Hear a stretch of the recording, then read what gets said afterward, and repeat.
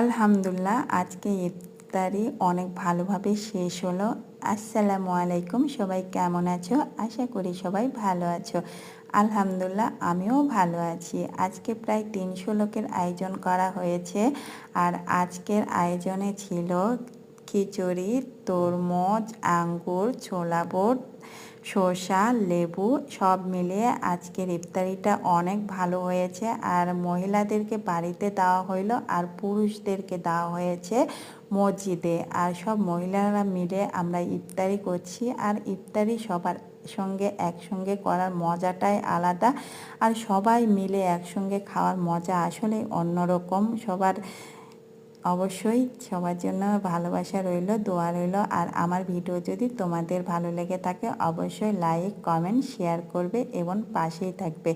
আর অবশ্যই সাবস্ক্রাইব করতে ভুল করবে না। সবার জন্য দোয়া রইল, ভালোবাসা রইল। আল্লাহ হাফিজ।